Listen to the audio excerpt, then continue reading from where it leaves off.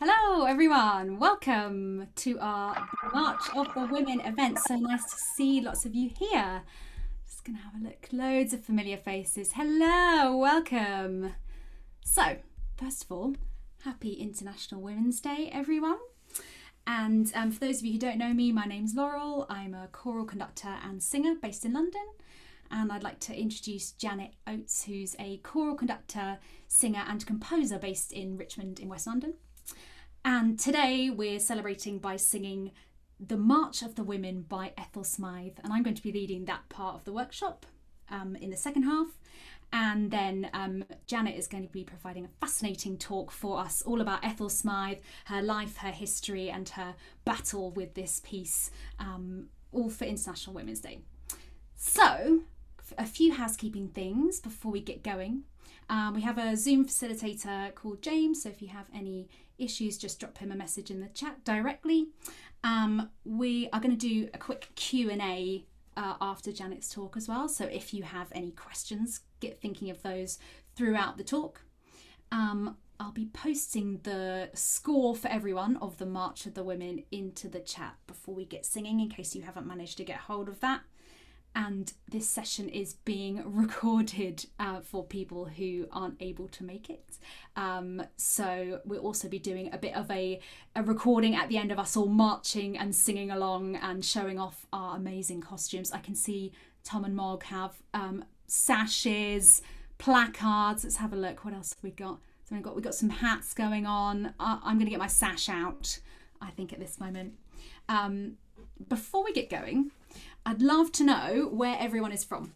So could you type into the chat which choir you sing with, where you are in the world at the moment, who you're singing with, if you know anyone else on the call.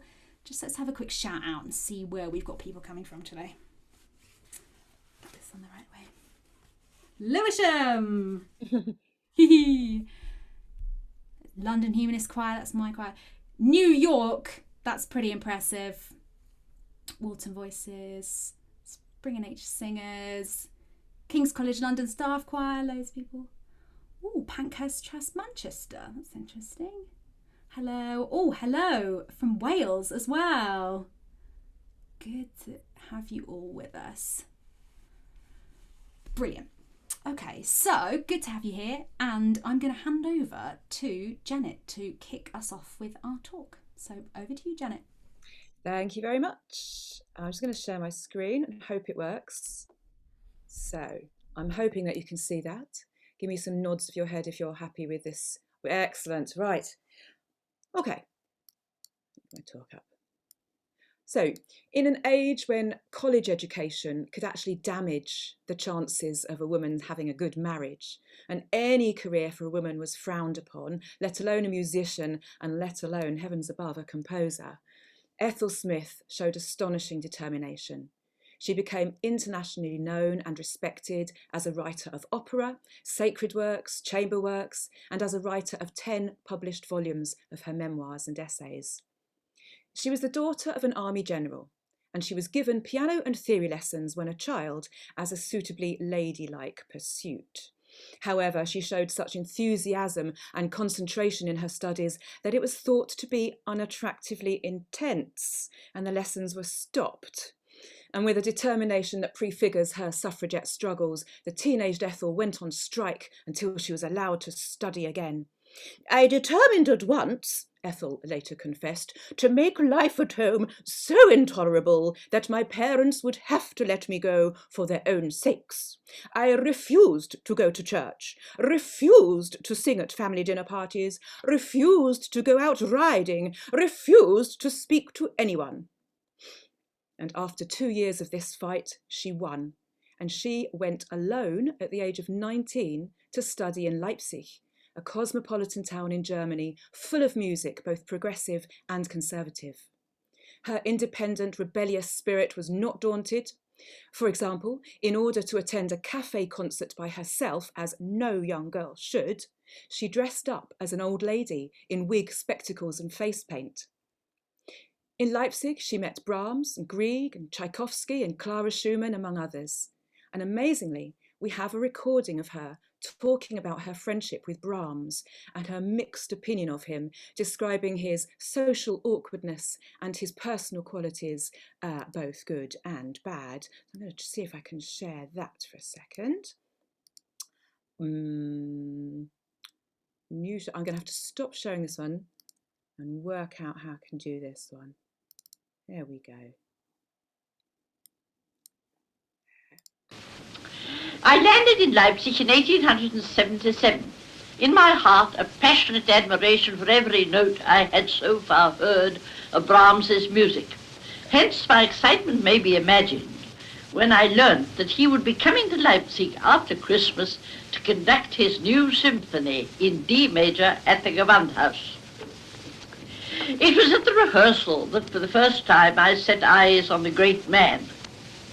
When it was over, we were all hanging about, gazing our fill at the strong, sturdy figure, the clean-shaven face, and the piercing, bright blue eyes of the master, who had just got through what, in spite of ignorance and only a sketchy acquaintance with the language, I gathered was a far from satisfactory rehearsal. Though too inexperienced to judge, perhaps, I had a feeling that Brahms was not a good conductor, and certainly he had an unfortunate knack of rubbing orchestras up the wrong way. Later on, when I came to know him well, though of course my admiration for Brahms the artist remained the same, I cannot say I really liked or felt happy with him. Although as a human being he was not devoid of admirable qualities, one cannot say that in everyday life his personality was attractive. In society, and indeed in private, if anything upset him, he was totally lacking in what the Italians call educazione. His deficient breeding was painfully evident when people tried to thank him for the raptures his music gave them. This is always a difficult thing to do, but I am certain he would have missed it had the attempt been given up as too hazardous. For hazardous it certainly was, and many a time have I seen some shy, elderly, but perhaps profoundly musical lady slink away almost in tears because of his sarcastic reception of her remarks. Poor woman. Good old Brahms. Good old Brahms. Good on him. He's lacking in everything. Let's have a look. Sorry. So her early works, because she's in Leipzig with all these people, naturally enough, they showed the influence of this German culture and her training. For example, in 1887, she wrote a violin sonata that was described by a contemporary reviewer as deficient in the feminine charm that might have been expected of a woman composer. Well, I'm not sure whether that was meant as a compliment or not, but it does go some way to describing fairly accurately Smith's musical style. She has a real energy and a drama in her writing and a colourfulness. I'm going to share the screen again. Here we go. There we go.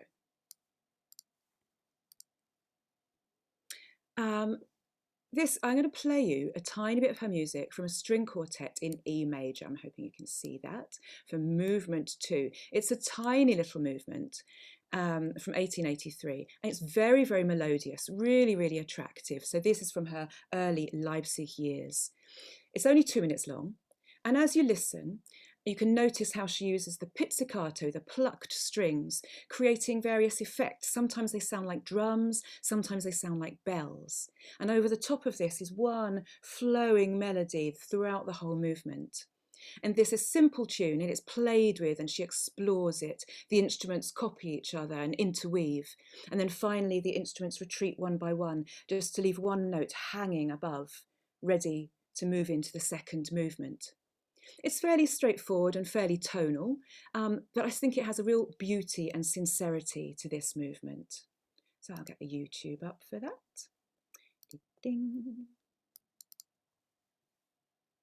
Not that one. Done that one. Oh, sorry. There we go.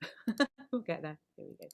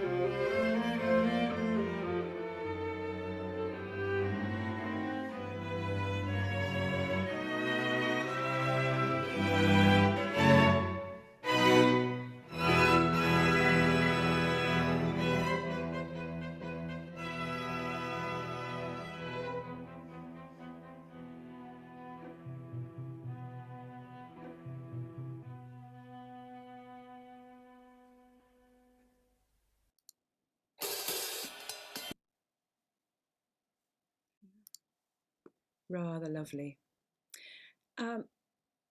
Smith was, as she discussed in her later memoirs, a bisexual. She described her sexuality as an everlasting puzzle even to her.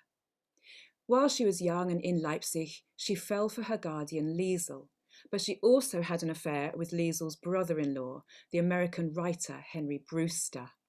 And Smith was subsequently rejected from the whole household, and she returned to London in 1885 because of these romantic complications, and after that returned to Germany only for musical trips. Smith's early works were mostly small scale. That's completely normal for any composer back then or now. But once back in London, she branched out into larger works. She wrote orchestral overtures, a 4-movement serenade, which was virtually a symphony, which she had actually begun after Tchaikovsky himself encouraged her to. She wrote a concerto for the unusual combination of horn and violin, and her well-known Mass in D of 1889. Public reception of the Mass was extremely favourable. Even Queen Victoria liked it, and the critics, despite the usual misogynistic comments, were also impressed. I'm going to attempt to share the screen. 2 different things here. Hold on a sec. This is dodgy. Not that. Oh, not that. No, I can't do it. I'll just share that one instead. Here we go. Lovely quotations for us. The reviewer in the... Oh, that's the wrong one, isn't it? There we go. The reviewer in the Times wrote, "This work definitely places the composer among the most eminent composers of her time." He remarks that its most striking feature was the entire absence of the qualities that are usually associated with feminine productions. Throughout, it is virile, masterly in construction and workmanship, and particularly remarkable for the excellence and rich colour of the orchestration. Such gendered language, it's just unbelievable, but there we go. Let's hope we've moved on. The Mass was written for large 19th century orchestra and a huge choir, although from experience it is doable by a normal choir with piano. So if anyone wants to talk to their choral director, get them to do Ethel Smith Mass in D. It's great, it's lovely to sing. It's a work full of colour and contrast. She ranges from attractive melodies in conventional harmony to really complex chromatic sections that change key all the time. Sometimes she has this angelic tranquility and then moves right along to rhythmic earthiness just a second later. She likes long, high, sustained notes in the sopranos and tenors, but don't worry, it's singable. And she likes changing key all the time. She likes changing tempo all the time. And she likes using sudden accents to give punchiness and articulation. It's really striking work. I'm going to play you just the beginning of the Gloria, which is the final section, just the first couple of minutes of it. And I'm going to ask you to listen to some of these musical features as you listen. So the opening of it, it's very strong, very striking melody played in unison. And even in the first couple of minutes, there's lots of variety, from bombastic grandness to gentle sweetness. She has very clear melodies. The orchestra is used variously as a simple accompaniment, but also as an equal partner with its own music. And she uses a variety of texture. That means who's doing what at one time. Sometimes everyone works together, and sometimes there's different layers going on at once. So I'm going to attempt to get up this. I wonder if I can share them both at the same time. This is new to me. I've only just learnt about this. I seem to have got rid of it. That's not good. Hold on a sec. Right. This is going to be very exciting. See if I can share two things at once. That one, and that one. That looks like it's worked. Let's have a look. The beginning of the Gloria.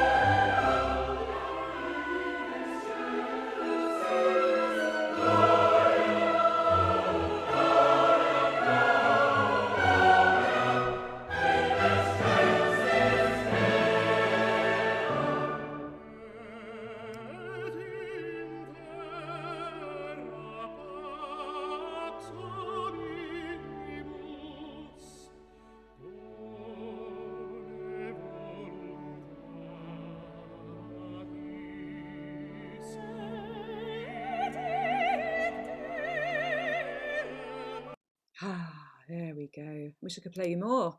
It's stirring stuff. It's so colourful. It's really beautiful. Unfortunately, women composers were expected to stick to small domestic works, chamber music and songs and pretty piano music. Think of Fanny Mendelssohn and Clara Schumann, who even told themselves that's what they had to write. And Smith found it hard, therefore, to attract conductors and promoters for her work, despite the immediate critical and popular success of works like the Mass. But, indomitable as usual, she turned to operas instead, and she eventually wrote 6. Her first 3 were premiered in Germany.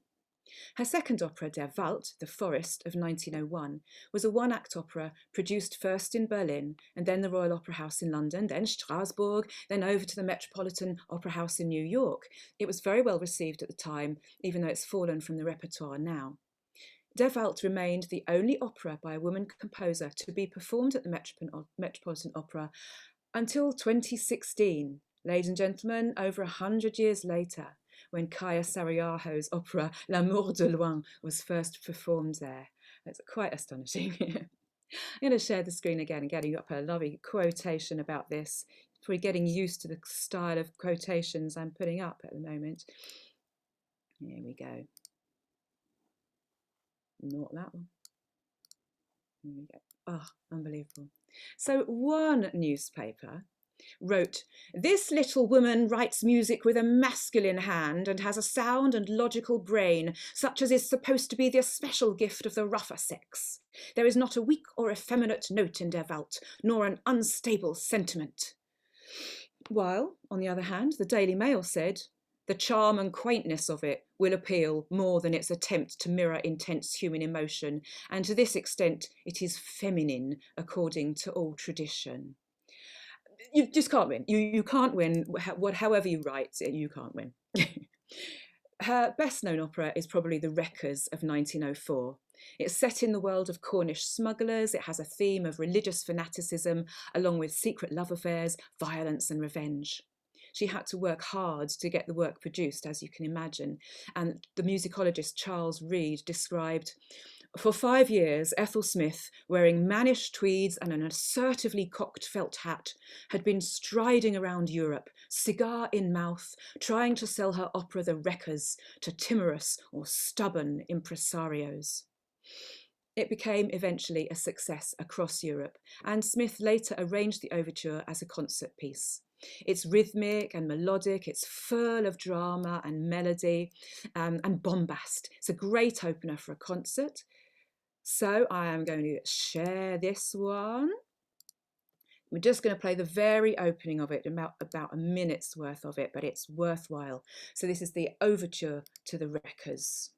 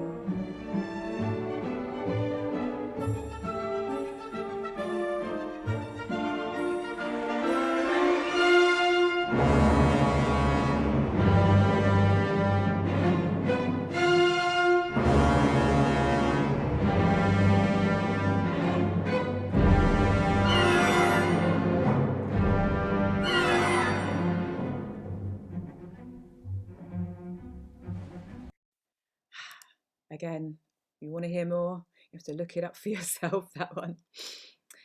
Here we go.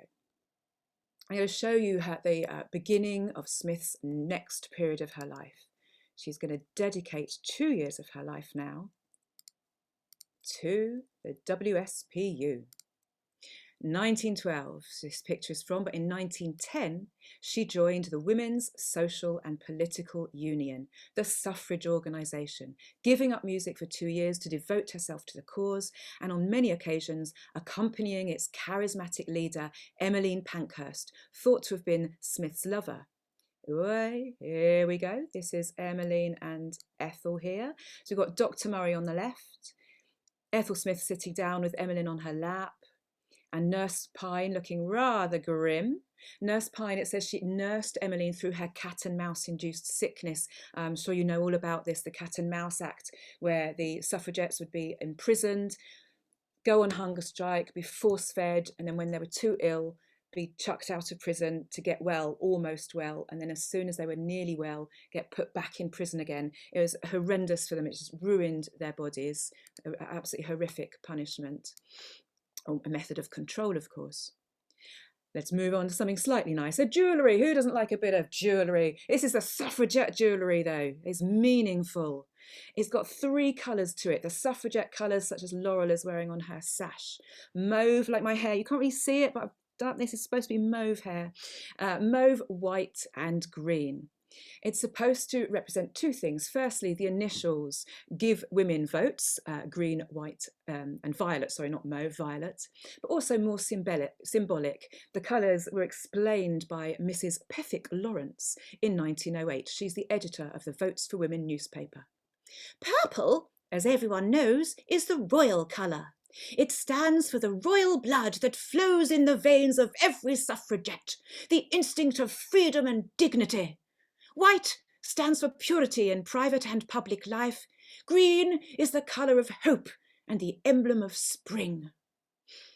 The portcullis design in the picture on the left was used as a medal of honour for British suffragettes who'd been imprisoned and tortured in their fight for women's suffrage. And perhaps Ethel Smith had one of these, for in 1912 she joined 200 other members of the WSPU in smashing the windows of the houses of members of Parliament who opposed votes for women. And I'm going to play you a little speech from a BBC archive recording in which Vera Brittain introduces Smith, and we hear one verse of the March of the Women, written a couple of years before. It was orchestrated in 1912, which is why Vera Brittain says it was written in 1912. And then we hear Smith describing her part in the suffragette uprising. Now, here we go.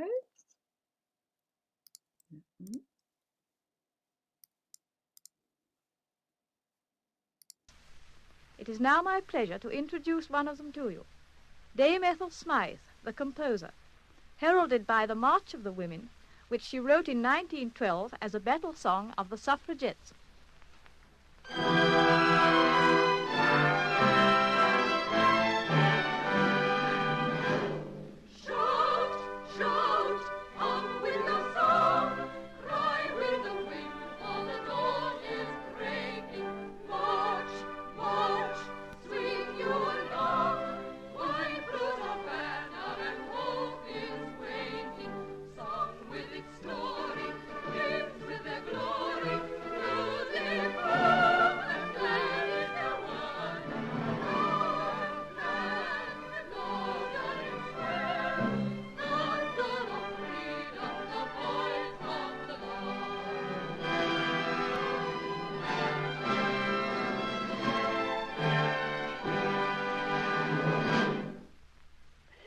At exactly 5:30 one memorable evening in 1912, relays of women produced hammers from their muffs and handbags and proceeded methodically to smash shop windows in all the big London thoroughfares, Piccadilly, Regent Street, and so on, inspired by the knowledge that exactly at that moment Mrs. Pankhurst was opening the ball with a stone aimed at a window of 10 Downing Street.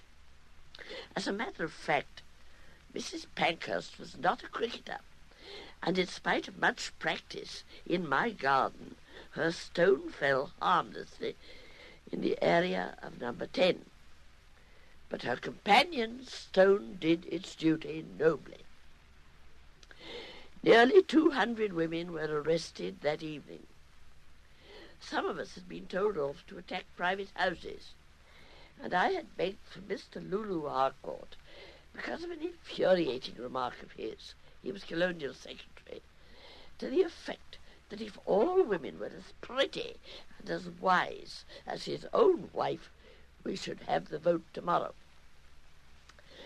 I walked into Berkeley Square, where he lived, and before his house, he being in the government, stood a policeman. Oh, Constable, can you tell me the number of Lady Dorchester's house? Oh, it's somewhere the other side of the street, ma'am, but I can't likely think of the number. No, let me see. Well, perhaps you could tell me who lives at this house. Ah, I was expecting that. Now, will you come along with me quietly? Certainly. Where are we going, Constable? Vine Street, just round the corner. I say, did my stone hit the window? Yes, it did. Thank goodness. But it made such an odd, muffled sound. There we go. So if all women were wise and pretty, we should have got the vote earlier, of course. The song, The March of the Women, had words by Cicely Hamilton. I'm just going to see if I can get her up. Hold on. Here we go. There's the March of the Women pamphlet. It's a nice small pamphlet, about A5 size. So they printed lots off and they were able to give them out at rallies, a really sort of portable music. And here is Cicely Hamilton, who wrote the words. She co-founded the Women Writers' Suffrage League. She was a playwright. It was a really influential group. She and many others wrote plays about the suffrage and about inequality, and they wrote columns for the major newspapers. They really got their voice heard. And the poem was written to celebrate the release of women violently arrested on Black Friday in 1910. It was a suffragette protest which resulted in a lot of violence, including sexual assault against the protesters. The police were involved and everything. It was horrific. So when the women were released, she wrote this rousing poem, this hymn. And Smith based the tune, which was written to be sung in unison, like at a march, but it had optional accompaniment. She based it on a traditional Italian tune. It was immediately popular. It replaced the makeshift anthem of the WSPU, which had been a setting of suffragette words to the tune of La Marseillaise, obviously a revolutionary song, so that's why. But this song, with its words of hope and righteousness, was described by the WSPU as at once a hymn and a call to battle. Emmeline Pankhurst told Smith that she would sing it to herself at night when she was in prison while on a hunger strike that she didn't actually think she was going to survive. And as we'll find out when we sing it any moment now, there's basically only one line of tune that goes in a simple arch shape up and down. Ba, ba, ba, ba, da, ba, ba, ba, da, ba, ba, da, bum, bum, bum, sort of answers itself. Then that's repeated. Ba, ba, up it goes, and then it comes straight back home again. Then you have a slight different line which rises up and it doesn't come home. So it's like a question. Ba ba ba ba ba ba ba ba ba ba ba ba ba ba ba ba ba ba. It hasn't gone home yet. So we need the first line repeated one more time to finish it all off to answer that question. Ba ba ba ba ba ba ba ba da ba ba da bum bum. So it's very, very simple, very repetitive, very, very catchy. So catchy that if you didn't want to hear it, you couldn't help getting it in your head, which is really good. And the year afterwards, she arranged it for choir and orchestra, which we heard in the opening when Laurel let you in, and in that little extract just now, the orchestrated version, she did that as part of a big concert in the Albert Hall. And she liked the tune so much and its meaning that she also included it in her overture to the opera The Boatswain's Mate. And here you can see her conducting the Metropolitan Band, a military band, when Emmeline Pankhurst's statue was unveiled in 1930. I love her style of conducting. That's just great. I'm going to do that. Exactly.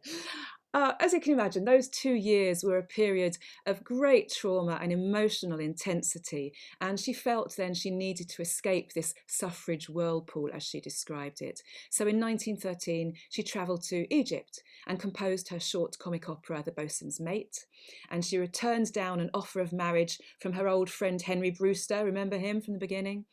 She was ready to dedicate herself to music again, and she said, "I feel I must fight for my music because I want women to turn their minds to big and difficult jobs, not to go on hugging the shore, afraid to put out to sea." It's a great line. Take that to heart. Don't be afraid to put out to sea. During the First World War, she took a job as a radiographer at a large military hospital in Vichy. And then after the war, with her deafness increasing, the remaining decades of her life were primarily spent promoting her music very successfully and writing her memoirs.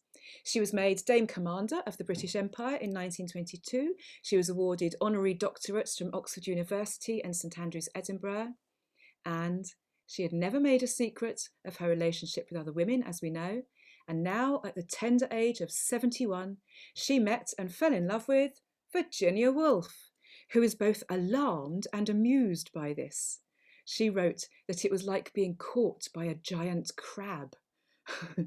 However, the two of them became great friends, and Virginia Woolf wrote about Ethel, "She is of the race of pioneers. She is among the icebreakers, the window smashers, the indomitable and irresistible armoured tanks who climbed the rough ground, went first, drew the enemy's fire, leaving behind her a pathway for women now who come after her." Ethel died at her home in Surrey, aged 86, and as she had wished, her ashes were strewn in the woodland adjoining Woking Golf Course. She had been an enthusiastic golfer in the ladies' club, frequently striding illegally across the men's course. In summary, Ethel Smith was a strong, independent, amusing and very rebellious woman.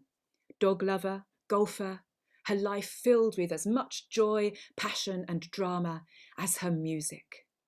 And just before I hand over to Laurel so that we can sing the March of the Women together, I'll leave you with a final quotation from Ethel.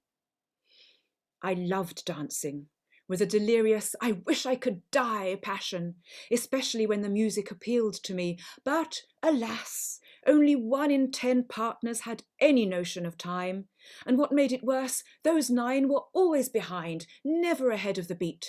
Sometimes I would firmly seize smaller, lighter partners by the scruff of the neck, so to speak, and whirl them along in the way they should go. But I saw they were not enjoying themselves, and oddly enough, I wanted these wretches to like dancing with me. Thank you very much. Thank you, Janet. Round of applause for Janet. Thank you so much. You're welcome. Really fascinating. I love those archive clips as well. It's so good to hear stuff from that time. So thank you for sharing all of that with us. Are there any questions that anyone would like to ask Janet? Please put them in the chat, or you can raise your hand and ask one yourself. Don't be shy. I have one to start off with, just a quick one. How religious was, first of all, Ethel Smith or Ethel Smythe? I know. Smith, Smythe, I don't know. Smythe in an RP accent, I imagine. Let's say Smythe. How religious was she? The answer is variable depending on circumstance.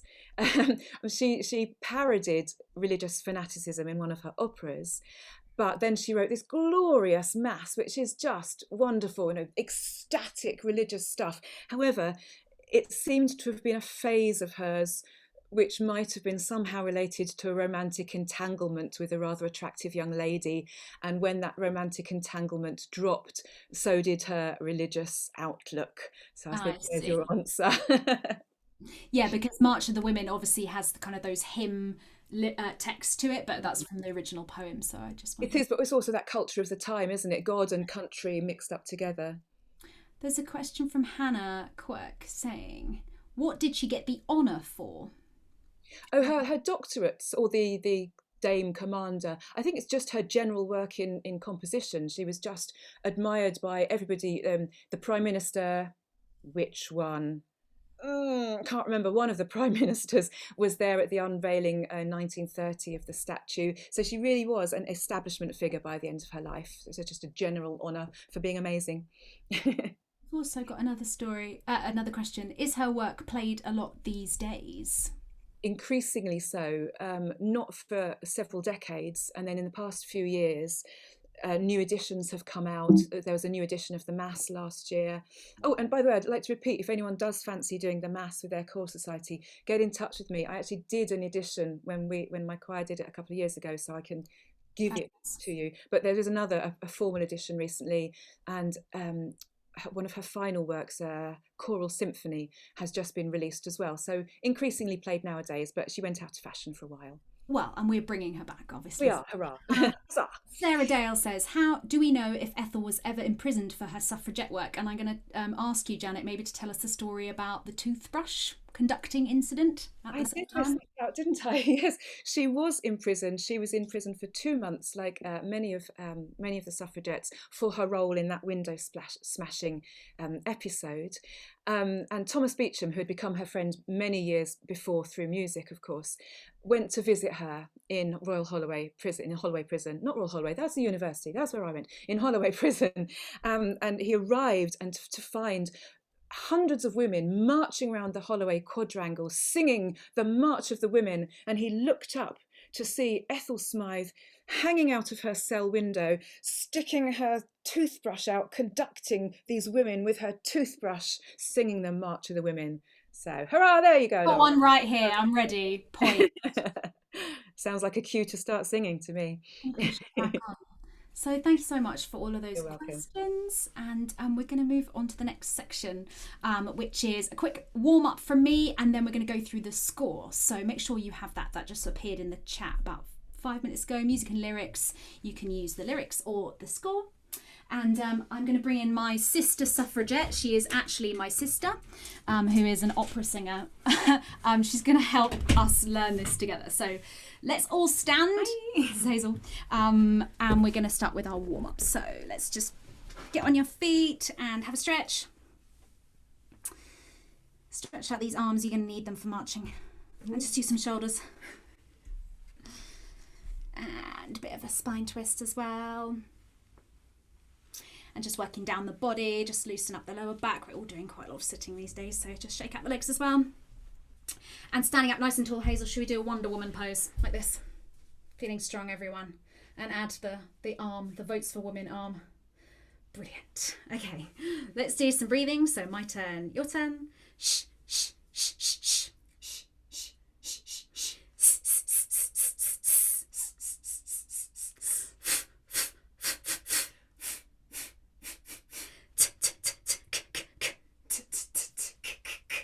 Good. Let's have a massage of the face, wake up all of this bit, just to make sure we can spit out all of these words that are coming up. There's quite a few words. And a bit of a stretch and a bit of a yawn. And let's start here. And we'll go down. Ya, ya, ya, ya, ya. Just opening up the mouth. Ya, ya, ya, ya, ya. Going up. Ya, ya, ya, ya, ya.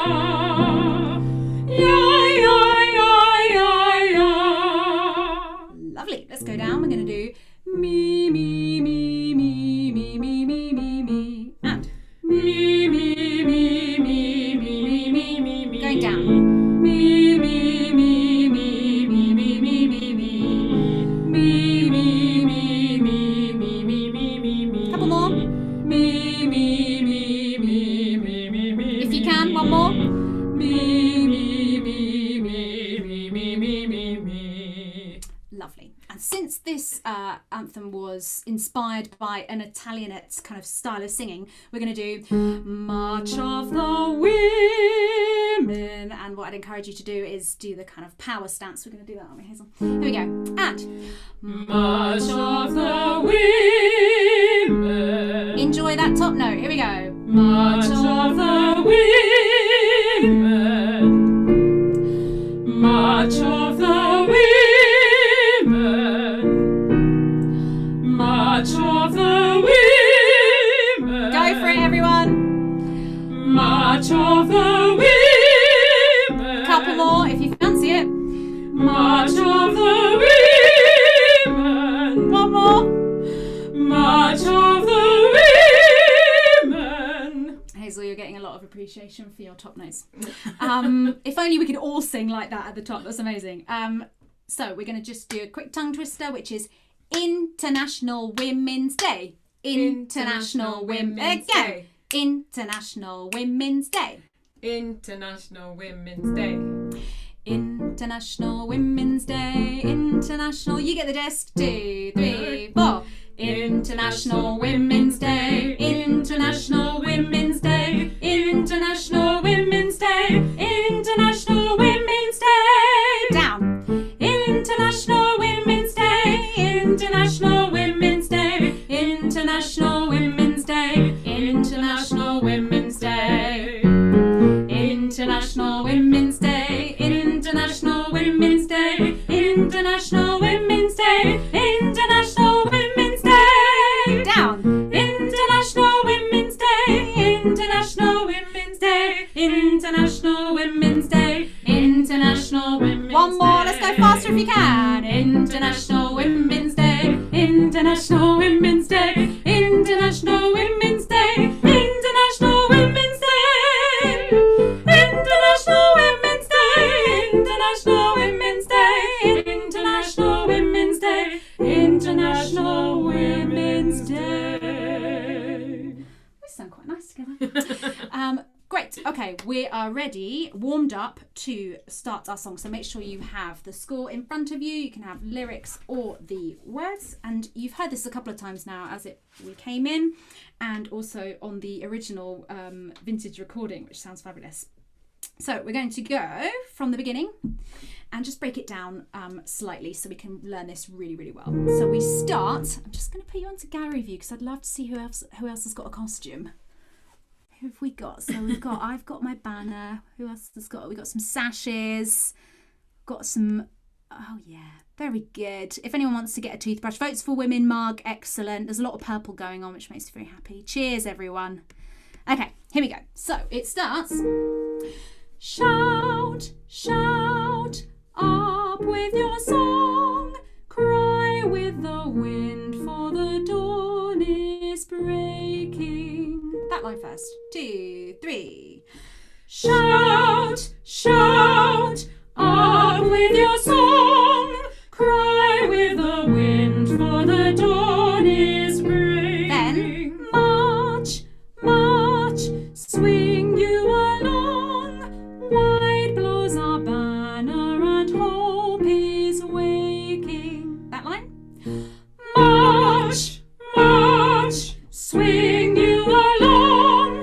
Wide blows our banner and hope is waking. Now you've got to get into the spirit of this. Imagine you can feel that marching pulse to it. So we want shout, shout, and march, march. Make them nice and snappy. 2, 3 from shout. Shout, shout, up with your song. Cry with the wind, for the dawn is breaking. March, march, swing you along.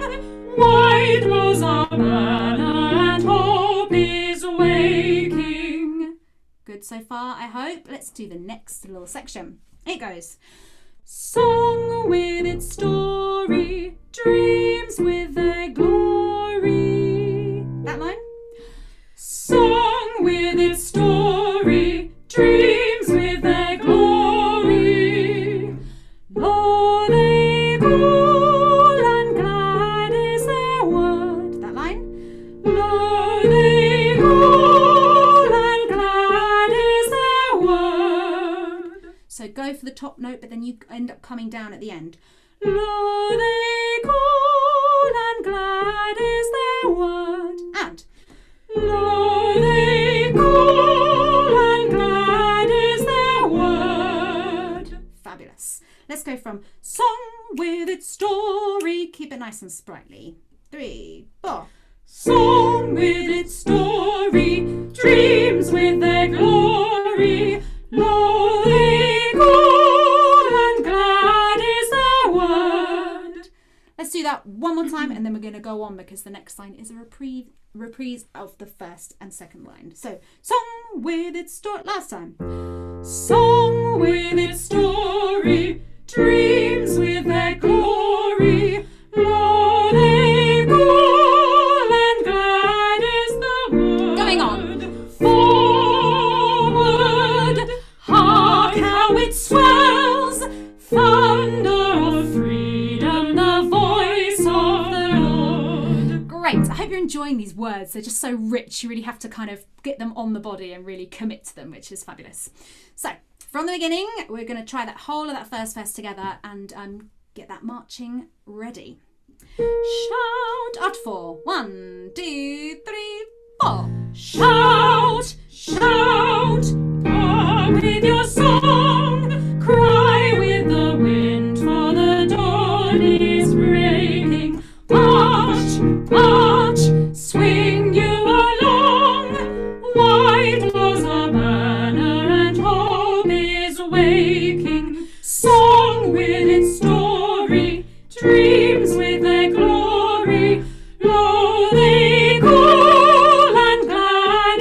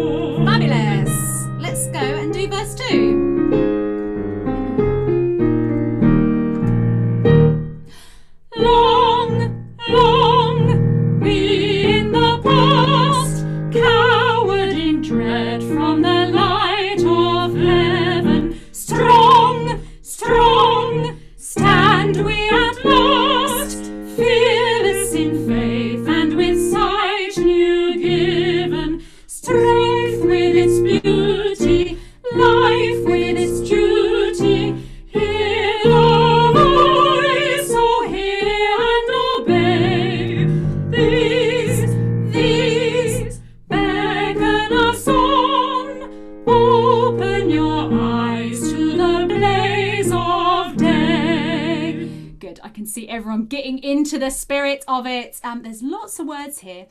Make sure whenever you have a rolled R that you're enjoying those. Strength with its beauty. Let's go from there one more time. So this is verse 2, strength with its beauty, which is bar 12. And then we'll keep going on. Keep marching. Strength with a rolled R. 2, 3. Strength with its beauty, life with its duty. Hear the voice, oh hear and obey. These beckon us on. Open your eyes to the blaze of day. Wonderful. Let's make this verse a bit softer.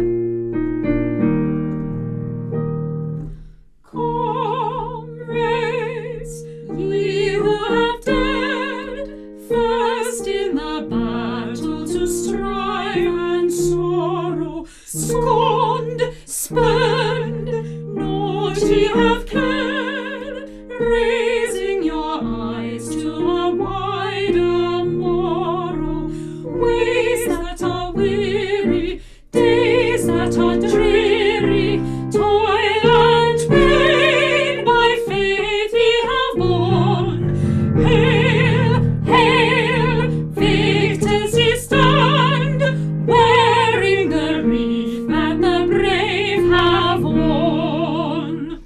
Lovely, love these words. So we start soft for that verse, but then I think we just naturally get carried away with this kind of call to action and the rousingness of this anthem. So let's go from verse 3. Ways that are weary, start soft, and then get carried away with those soaring notes before your last line. It's nice and strong. So, ways that are weary. Give me some Sister Suffragette Mary Poppins vibes. Votes for women. Here we go. 2, 3, 4. Ways that are weary, days that are dreary, toil and pain by faith ye have borne. Hail, hail, victors ye stand, wearing the wreath that the brave have worn. Fabulous. Verse 4. And we're going to go for this one. Here we go. Life, strife, these two are one. Naught can ye win but by faith and daring. On, that ye have done, but for the work of today preparing. Firm in reliance, laugh the defiance, laugh in hope, for sure is the end. March, many as one, shoulder to shoulder and friend to friend. Definitely at the end. Okay, so here we've done the whole piece. We're going to run it again, but there is some choirography, of course, and I can see Fiona's getting the hang of it. Janet's leading us, especially that last line. So we're going to, in the last verse, from the last line, march, march, many as one, shoulder to shoulder and friend to friend. If you fancy it, if not, just do the normal tune. So get that marching ready. Hazel's going to lead you in some votes for women moments and just really enjoy this kind of visceral feeling of feeling like we're still fighting for it. The fight's not over. Exactly. Let's just use this to inspire us, celebrate women's creativity, and let's do some marching together. So I hope James is going to record us now. If there's anyone who doesn't want to be in a little clip for social media, feel free to turn your video off at this point. But let's go for a run of the whole piece. Are you ready, Hazel? Can we have a demonstration of your marching? So on your feet, everyone, we're going to go for it. So save your marching until the last verse. So verse 4 will go for full on marching. And this song is going to get in your head, I tell you.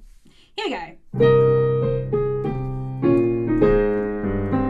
From the beginning, at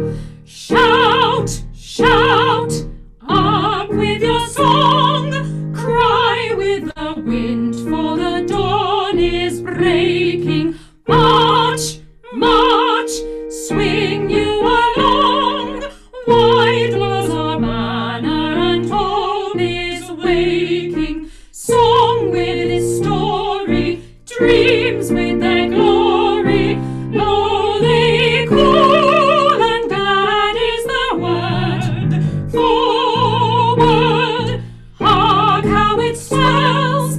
Thunder of freedom, the voice of the Lord. March, everyone, march, march, march, march, march, march, march, march, march, march, march, march. First two.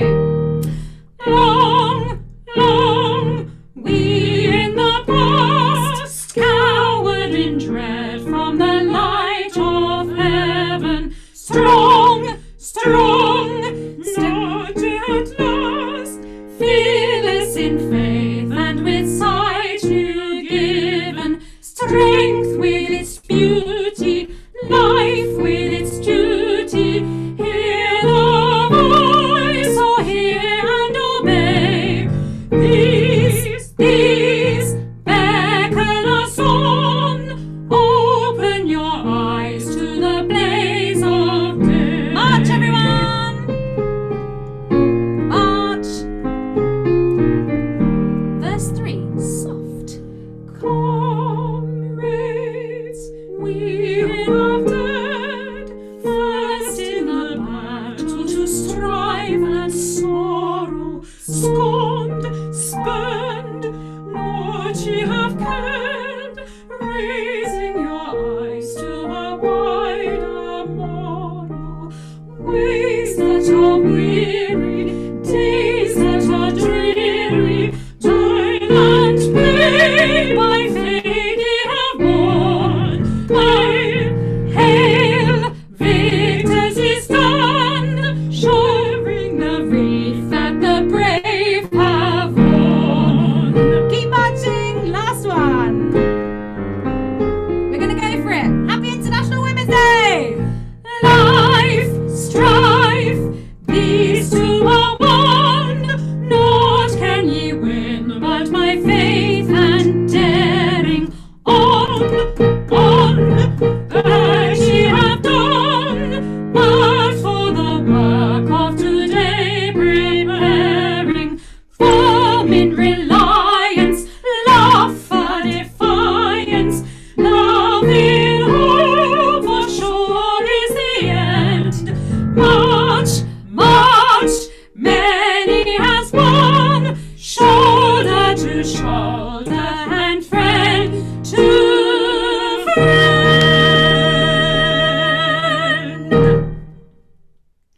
Yay! Well done, everyone. Unmute yourself and let's do a round of applause for everyone, for the March of the Women, for Elder Smythe. For the everywhere. Very good.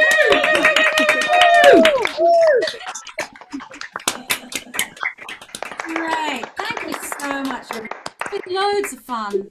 And just a quick note that this all profits of this event are going to the Women's Association of Girl Guides and Girl Scouts, also known as the WAGs.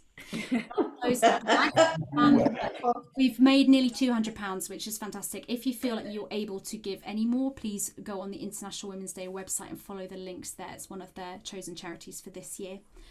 But all that remains to say is thank you for you to come, everyone for coming. Happy International Women's Day and keep marching on. Us all. Bye everyone. That was great. Thanks a lot. Thank you so much. Brilliant. Thank you very much. Bye-bye. Oh, I didn't get my toothbrush out. That's a shame. Do it again. Okay. Bye, Hazel. Brilliant. Thanks, both. Bye. Bye. Bye. Thank you. Bye. You're welcome. Bye, guys. Great. Great. We'll do it in real life next year, hopefully. Yes.